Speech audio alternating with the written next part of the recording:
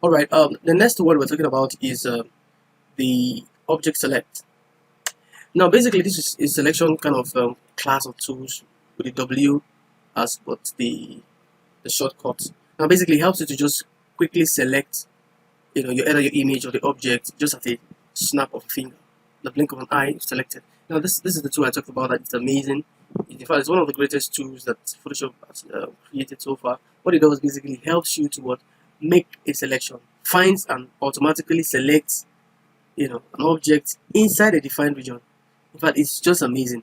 Now we can select this image. We'll just click on it, right, and drag it on this image, and it will just find the edges itself. Isn't that amazing? So you can save a lot of time. Save yourself time, stress, energy. Trimming pictures. Maybe you have like 10 pictures to trim. You just use this to trim them. Though of course it may not be accurate, but it's like 70% accurate, and it's very amazing. So that is that. And just then you can see of course I don't expect edges to be perfect because you just need to do one or two touches on it and all of that. But overall, this is just amazing. So that is that. Then you have another one, the quick selection tool. Let me select the layer where it does basically helps you to find and select the edges. Finds and select the edges. So you know why this is closing out? It's because I selected before. Now I selected subtract from selection. So I'll just click on add selection. So it just adds the selection, and adds the selection. You get the point now. Okay. So that's what it does basically. I can increase the size of the brush here a little. I can drop the hardness if I want. Just drop spacing. Just apply. So let's just, for the purpose of this, of course there's a tutorial separately, there's a class separately for that. So for the purpose of it, just flow with it, okay? Copy. Then did you see that? Of course, this is something that's here. So of course we'll get to that class anyway. But did you see that it trimmed, the edge? So just take it. The next one is what the magic one. Magic one also works like this, but this one you just click at once. Let me select the layer. Always be very careful to select the layers. Now what it does basically is that it selects similarly colored image areas. Look at it here. Now this color, it selects just the area that's of similar colors. So what if I just want to pick here and pick here? I'll just hold my shift key. You will see that the plus sign is showing under the mouse pointer. So I just click right and add and all of that. So if I want to delete this out, now I want to remove this padlock. How do I do it? I can just double click on it on the layer, or just double click on the padlock. Then it just automatically it leaves. Then I will right click if I want, or I can just delete. When I press delete, it deletes that part selected off. That's not what I want to. So that's the one thing about the object select, the magic one, and the quick selection. Right. So the next one is what the crop tool. I'm going to be a bit faster, so that we can cover some ground. So this helps to just basically trim the workspace itself. Let's say this is the image. You want to have a passport size. So it basically trims the workspace in itself. Do you understand it? You see that's cut everything out. So it trims the workspace. Now, like this is a passport size. I'm going to undo Z. Then that's for that. The perspective, the slide has slides, and all the things. I'm going to explain them in a later video. So let's just move on. Then you have the eyedropper tool. All the sources are amazing. The eyedropper, you can just pick a color and apply it in another design, or just pick it. You can even pick this color.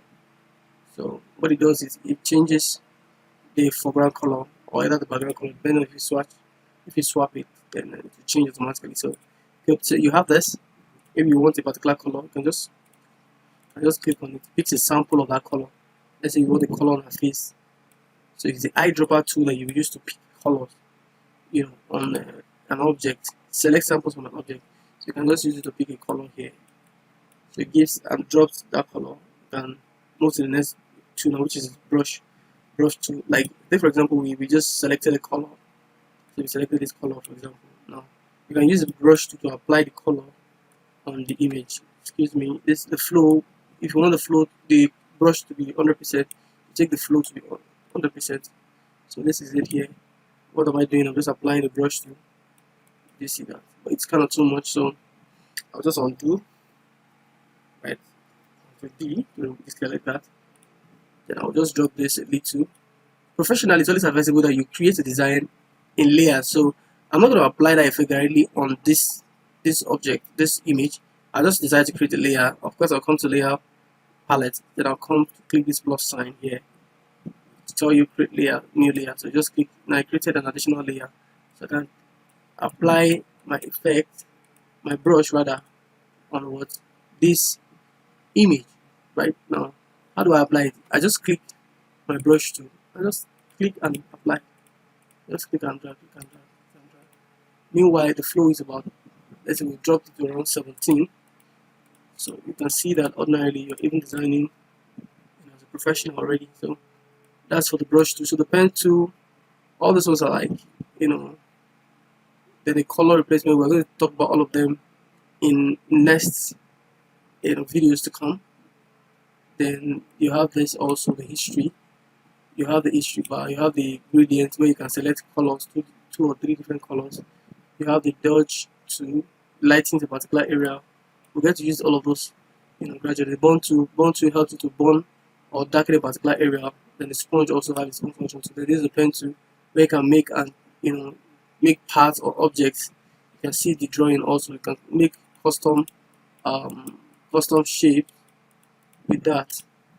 So we'll get to all this part. I'm just giving you an overview basically so you can get to understand it. So of course each of them they have tools under them. We'll get to them also. Then the blur tool, as the name implies, blurs the image. You can blur the image. You can sharpen it with the sharp tool. So smooth is like distorting the image. Did you see that? You can distort the image. That's the function of smooth. We get all of this anyway. Let's just undo all the ones. History bar. Where is the history bar? Okay, good. History bar. Just remember the history bar, right? Just take them out completely. So this is the text tool. The text tool has also its own other properties. Vertical. We'll get to all of this anyway. Just an overview. Then you have the part selection. Part selection basically works in line with what the pen tool. And in this way you can draw your shapes. Rectangle, the rectangle, rounded rectangle, ellipse, diagonal and all of that. So you can draw them out. We'll get to all this extensively. Then it's for zoom, where you can zoom in the picture. And when you want to zoom out, you can hold the Alt key and just zoom out. Then this is for other tools, edit bar. So then there's a pan tool where you can carry. Take for example, you zoom the picture, zoom it kind of close. So you can carry it with your palm tool. Palm tool is basically if you're working, maybe on zoom tool, you can hold the space bar on the keyboard and it converts to the palm tool so you can carry. Because sometimes when you're trimming a picture, you zoom it close, you can just hold the space bar on the keyboard and it automatically converts to the palm tool where you can actually adjust. Then we talked about the smooth already. We talked about this is the eraser background, magic eraser. All of this clone stamp tool where you can copy a particular spot and apply another spot. We'll talk about all of this, gradually as we get in the healing spot, whereby I can help you to remove mark blemishes. When you're talking about photo editing and retouching, then this is a frame also where it acts like a power clip, where you can put in an object or a picture inside another object. So that's that. So this is just a little wrap. Then this one here, this is the foreground color, and this is the background color. This one, if you apply a color, this is what color to apply to, and this one is for the background. We'll get to all of this in the next lessons.